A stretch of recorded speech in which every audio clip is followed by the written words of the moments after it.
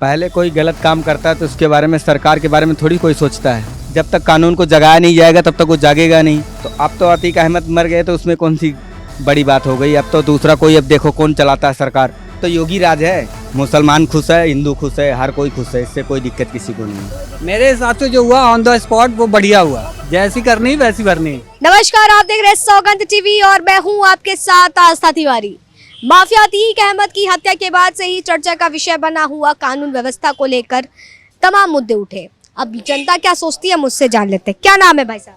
प्रमोद कुमार गुप्ता। प्रमोद कुमार जी कहाँ, उत्तर प्रदेश से हैं? हाँ जी।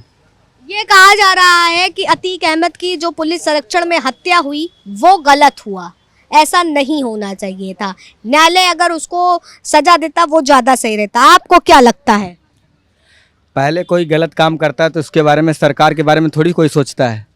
जब खुद का अगर बुरा काम करोगे तो उसका बुरा आपके साथ भी किया जाएगा ना। इसमें सोचने की ज़रूरत थोड़ी है किसी को। कानून हर जगह थोड़ी जागा रहता है। कानून अपने तौर पे जब अगर कहीं से गुजरता है तो कोई भी देखता है इंसान, तो जब तक कानून को जगाया नहीं जाएगा तब तक वो जागेगा नहीं। तो अब तो अतीक अहमद मर गए तो उसमें कौन सी बड़ी बात हो गई। अब तो दूसरा कोई, अब देखो कौन चलाता है सरकार। अतीक अहमद सरकार चला रहे थे आपके साथ? अरे हमारे साथ थोड़ी चला रहा था, वो तो गुंडा राज चला ही रहा था। तो क्या लगता है कि कुछ लोग डर के वजह से पुलिस थाने में कहीं भी देखते हो ना, कई जगह बंद कर देते हैं आदमी। तो अब कोई ऐसा नहीं है ना, अब तो योगी राज है। क्या लगता है कि यूपी में गुंडा राज अभी भी कायम है? नहीं, अब कायम नहीं है। अब कायम नहीं है, लेकिन जिस तरीके से जो 3 युवक ने पुलिस संरक्षण में हत्या करी गोली मार करके, उसके बाद जय श्री राम के नारे लगाना, क्या ये हिंदू मुस्लिम करने की कोशिश की गई? नहीं, ऐसा कुछ नहीं है। ये तो लोगों की सोच है भड़काने की। बाकी कोई किसी को दिक्कत कोई कुछ नहीं है। मुसलमान खुश है, हिंदू खुश है, हर कोई खुश है, इससे कोई दिक्कत किसी को नहीं है। योगी जी ये किसी को लिए कोई दिक्कत ये नहीं कहते कि मुसलमान है या हिंदू है। अगर आप गए हो तो आपका भी समस्या का समाधान होगा, अगर हिंदू है उसका भी समस्या का समाधान होगा। वो किसी से ये प्रचलित नहीं करते कि जाति धर्म से कोई मतलब नहीं है उनको। नहीं, तो यूपी में कानून व्यवस्था एकदम दुरुस्त है, बढ़िया है, फर्स्ट क्लास। अगर मौका मिल जाए देश को इस तरीके से चलाने का तो क्या सीएम योगी को पीएम पद की उम्मीदवारी में देख रहे हैं? वो सोचने की जरूरत नहीं। अगला पीएम बनने का उम्मीद में पूरी उसकी दुनिया जान रही है कि 29 में बना जाएगा। वो 29 में दावा कर रहे हैं? दावा, हाँ, पक्का पक्का।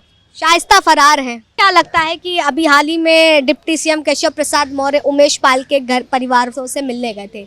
उन्होंने वहां बयान दिया था कि जितने लोगों की संपत्ति अतीक ने जब्त कर ली थी, जिनको प्रताड़ित किया था, वो सब दिया जाएगा। इतना बड़ा बयान दिया, क्या वाकई ये 2024 का चुनावी मुद्दा लग रहा था या सच में सरकार उनकी मदद करना चाहती है? सरकार किसी की क्यों मदद करेगी? जो धन लूट के कमाया गया हो तो सरकार के खजाने में जाएगा ना। वो किसी को दान नहीं किया जाता। वो दान नहीं किया। तो क्या ये 2024 का चुनावी मुद्दा था? ये कुछ नहीं। 2024 के बाद देखो अब क्या होगा। वो तो योगी जी अभी हैं ना, तो बस ये सरकार देखते रहो, अभी आगे क्या होगा। क्या लग रहा है, सही कह रहे हैं भाई साहब? ये बिल्कुल सही बात है। ये कह रहे हैं कि यूपी में गुंडा राज खत्म हो गया है। आपके हिसाब से क्या लगता है? तो गुंडा राज तो खत्म हो गया है, लेकिन जहाँ तक योगी रहेंगे तो गुंडा राज ऑटोमेटिक ही खत्म हो जाएगा। लेकिन बच्चा कुछ जो रह रहा है तो वो तो अपनी थोड़ा शांत हो गए ना, अब शांत हुआ है। लेकिन पुलिस संरक्षण में हत्या होना, जिस तरीके से हत्या हुई, ये सब जायज था? जायज था या ना जायज, इसका मामले तो कुछ पता नहीं है ना कि वो कि नहीं, कुछ पता ही नहीं है कि पक्का अपना मौका था, मानना था उनको या नहीं था। वो तो कुछ पता ही नहीं है। वो तो आए सीधा उन्होंने मारा, जैसे नारे कार लगाए वो चला गए, वो तो मतलब नहीं है। विपक्ष के कुछ लोग जो हैं अतीक अहमद की कब्र पे तिरंगा फहरा रहे हैं और शहीद का उसको उपाधि दे रहे हैं कि वो शहीद हो गया।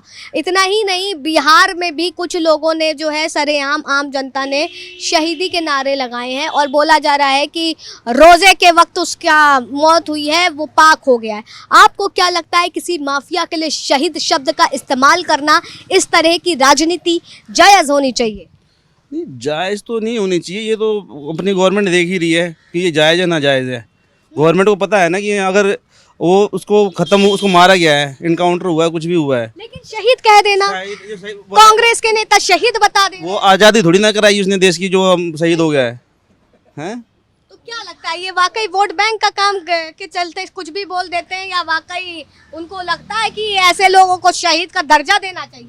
नहीं मैम, ये शहीद थोड़ी ना हुए हैं, ये भगत सिंह थोड़ी ना बैठे हैं जो शहीद हो गए हैं। ये तेजस्वी यादव बिहार में जो है डिप्टी सीएम, वो ये कह रहे हैं कि अतीक अहमद को जी से संबोधित कर रहे हैं, जी का आदर भाव दे रहे हैं, क्या लगता है?